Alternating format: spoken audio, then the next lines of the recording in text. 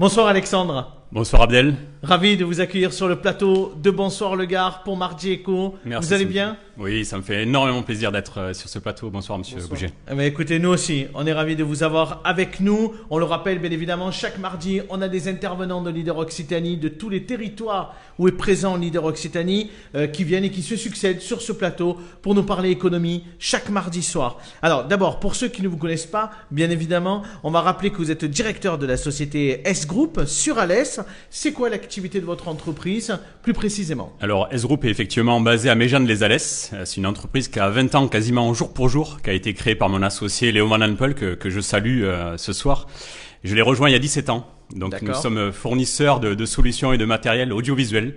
C'est du B2B, en fait, on fournit du matériel pour les tournées d'artistes, pour des festivals, pour de l'événementiel et des émissions de TV. Et voilà, comme sur ce plateau, on ne vous a pas fait intervenir, mais vous auriez pu tout à fait intervenir. On peut le dire, vous intervenez sur les plateaux de télé nationale, on peut même parler de Cyril Hanouna, parce que je crois que c'est Exactement. vous qui participez à la création du plateau de Touche pas Exactement, à mon une partie poste. du matériel vient d'Alès, a été créée à Alès, effectivement, mais plein d'autres, effectivement. Oui, d'autres émissions, bien évidemment. Alors, bien évidemment, ce soir, on va parler de l'impact de la crise, d'un monde que vous connaissez bien, c'est le monde culturel, mais aussi le monde créatif. Qu'est-ce que vous pouvez nous en dire ce soir, Alexandre ? Alors en fait, l'industrie culturelle et créative regroupe l'ensemble des acteurs de la filière de la création artistique, du divertissement, mais aussi des médias. Pour vous donner quelques chiffres, avant le Covid, évidemment, le chiffre d'affaires, c'était 91,4 milliards d'euros. Ah oui. C'est 2,3% de l'économie française. Pour faire une comparaison, avec d'autres industries, la valeur ajoutée de l'industrie culturelle et créative est identique à celle de l'industrie agroalimentaire et 2 fois plus que l'industrie automobile. Ça a effectivement du poids. Et en termes d'emploi, 1 350 000 personnes ont reçu effectivement des salaires de la part de l'industrie culturelle et créative. Et c'est une entreprise qui connaît beaucoup la crise et il y a des piliers effectivement qui sont très impactés, notamment la musique et le spectacle vivant. C'est de 80 à 90% de baisse d'activité et les aides sectorielles du ministère de la Culture n'arrivent pas. Les entreprises sont à bout de souffle et les aides transverses, notamment du ministère de l'Économie, sont mal agencées et on passe souvent au travers des mailles du filet, plus de 10 salariés, plus de 1 million d'euros de chiffre d'affaires. C'est difficile. Oui, Alexandre, parce qu'il faut le dire, hein, bien évidemment, il y a on va dire les têtes de gondole, je vais les appeler comme ça, qui sont les artistes, mais il faut penser à tous les techniciens derrière, il faut penser bien évidemment à toutes ces entreprises qui sont aussi des sous-traitants, et s'il n'y a pas de spectacle, il n'y a plus d'activité, et forcément ça met à plat beaucoup de monde. Voilà, la chaîne de valeur est totalement oubliée aujourd'hui, et ça c'est quand même un coup de gueule énorme qu'il faut faire. Il faut absolument que les aides soient effectivement adaptées à l'industrie culturelle et créative. Double nature, l'industrie culturelle et créative. Économie, bien sûr, génération de richesse et d'emplois, mais également culturelle, génératrice de valeur, génératrice de sens et d'identité. Je crois que Vincent Bouget, ça vous parle, tout ça ? Je suis en total accord avec ce qui vient d'être dit.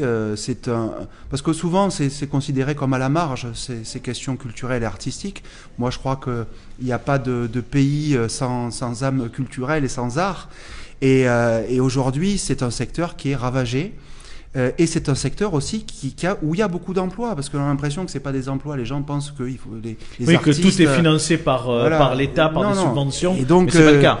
Et donc, je crois qu'il y a beaucoup d'aides à apporter, et je crois qu'il faut redire qu'on a besoin des artistes, qu'on a besoin de la culture dans ce pays. Tous les deux, c'est peut-être une question effectivement que j'avais pas imaginé, mais qui fait suite à notre discussion. Est-ce que vous pensez que ça va être facile de se relever pour tout ce monde culturel ? On a eu le sentiment, quand ça a ouvert un tout petit peu là, en septembre, les cinémas, etc., que les gens y sont allés quand même. Il y avait un peu de crainte, mais les gens se déplaçaient. Est-ce que vous pensez que quand ça va rouvrir, est-ce que là, à ce moment-là, on va à nouveau aller dans des spectacles facilement ? Qu'est-ce que vous en pensez ? Alors, mon avis est peut-être pas la vôtre, mais pour moi, ça va être difficile de reconquérir en fait immédiatement le public. Il faut pas se leurrer qu'on a arrêté au mois de février, c'était au mois de février. Les carnets de commandes étaient pleins et le secteur était en pleine effervescence. Aujourd'hui, ça va être forcément plus lent. Donc, il va falloir que les aides soient un accompagnement forcément sur la durée. Sur la durée, oui. Je suis tout Monsieur Bouget. Oui, non, je suis d'accord avec ça. Je pense qu'il y a des habitudes. On ne mesure pas encore les conséquences aussi psychologiques de ce qu'a été cette crise. À mon avis, elles seront lourdes et on sait, pour parler avec des acteurs culturels locaux, même importants, ils savent pas quand ils vont réouvrir, sur quelle jauge ils vont aller. Donc ils vont peut-être programmer plutôt des artistes locaux avec des prix un peu attractifs. Et puis ensuite pour revenir sur des grosses têtes de gondole. Mais effectivement, la crainte, c'est qu'on ait perdu cette habitude-là et que malheureusement les multinationales qui produisent des séries sur des plateformes à la télé soient devenues les seules sources de culture. Eh oui, un dernier mot sur Leader Occitanie, rapidement. Comment accompagne Leader Occitanie aussi ses chefs d'entreprise dans ses activités culturelles et créatives? Je crois qu'il y a Leader Média, mais il y a d'autres choses également. Exactement, il y a Leader Média, effectivement. Il y a des actions qui sont menées avec justement les acteurs de l'industrie événementielle, notamment avec l'association Repère de Montpellier, sur lequel je suis également adhérent, où on essaye d'impulser un petit peu des nouvelles ondes pour qu'évidemment on puisse muter vers effectivement des nouvelles technologies, qu'on puisse muter vers des nouvelles sources d'imagination sur des salons, sur des forums. Merci beaucoup Alexandre d'avoir été avec nous ce mardi. Merci encore Vincent Bouget d'avoir accepté notre invitation. Merci à tous d'avoir suivi ce nouveau numéro de Bonsoir le Gard. On va remercier Romain Curat à la réalisation de cette émission, remercier la rédaction. On va se donner rendez-vous demain, mercredi à 18h. Notre invité c'est Philippe Pécou, le président de Gard Tourisme, et il aura lui aussi